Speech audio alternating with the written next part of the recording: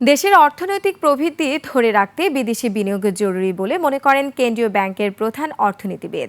আর ব্যবসায়ীরা বলছেন, রাজনৈতিক অনিশ্চয়তা এই মুহূর্তে অর্থনীতির বড় সমস্যা। গ্যাস, বিদ্যুৎ সহ নানা সমস্যায় ব্যবসায়ীরা এখন সংকটের মধ্যে রয়েছেন। সামগ্রিক অর্থনীতির মাসিক পর্যালোচনা নিয়ে গবেষণা সংস্থা PRI এর আয়োজনে এসব তথ্য উঠে আসে। সাদাত হাবিবি সেতুর রিপোর্ট। ওয়ালটন এখন দেশের সীমানা পেরিয়ে পৌঁছে গিয়েছে 50টিরও বেশি দেশে। ওয়ালটন, ঘরে ঘরে বিশ্বজুড়ে।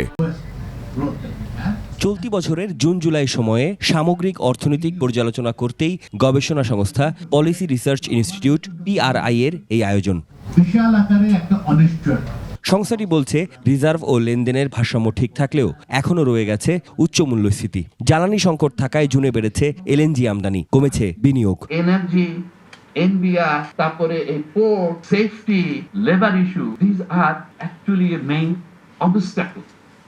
আমিও তো এখন একটা টাকা ইনভেস্টমেন্ট করার আগে আমি চিন্তা করি, ভাই আমি ঠিকমতো বেতন দিতে পারবো তো? রেমিটেন্স আর রপ্তানিতে যেমন ইতিবাচক গতি রয়েছে, আবার বিদেশি দেনা বৃদ্ধির সংখ্যা এসেছে আলোচনায়। তবে ভারত সহ প্রতিযোগী দেশগুলোর চেয়ে ট্রাম্প ট্যারিফে এগিয়ে থাকার সুযোগ কাজে লাগাতে পারবে তো বাংলাদেশ? এমন প্রশ্ন তোলেন কেউ কেউ।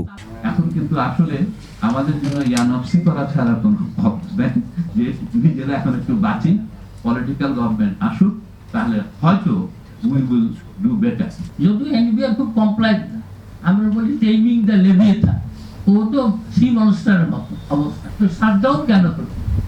এইটা হলো আমরা যেভাবে দিয়েছি সরকার সেভাবে নেই, ওরা করেছে ওনাদের ইচ্ছে মতো। বাংলাদেশ ব্যাংকের প্রধান অর্থনীতিবিদ জানান, প্রবৃদ্ধি ধরে রাখতে বিদেশি বিনিয়োগের দরকার, যার জন্য জরুরি রাজনৈতিক স্থিতিশীলতা। পলিটিক্যাল স্ট্র্যাটেজি খুবই ইম্পর্টেন্ট। আমাদের পলিটিশিয়ানস আমার মনে হয় অত্যন্ত প্র্যাগমেটিক হবেন এবং ওনারা মনে হয় এই ক্রিটিক্যাল মোমেন্টে চেষ্টা করবেন যাতে বাংলাদেশের ভিতরে একটা পলিটিক্যাল স্ট্র্যাটেজি থাকে। ব্যাংক একীভূতকরণে 20 থেকে 30 হাজার কোটি টাকা লাগতে পারে ধারণা এই অর্থনীতিবিদের। তবে এই টাকাটা কিভাবে রেজ করা হবে এই পর্যন্ত এখন ক্লিয়ার না। তবে এটা সম্ভবত বন্ড সেলিং করে করা হবে যাতে ইনফ্লেশনের উপর ইম্প্যাক্টটা না হয়, আর বিদেশিরা কিছু হেল্প করবে। সাদাত হাবিবি সেতু, 21 টেলিভিশন, ঢাকা।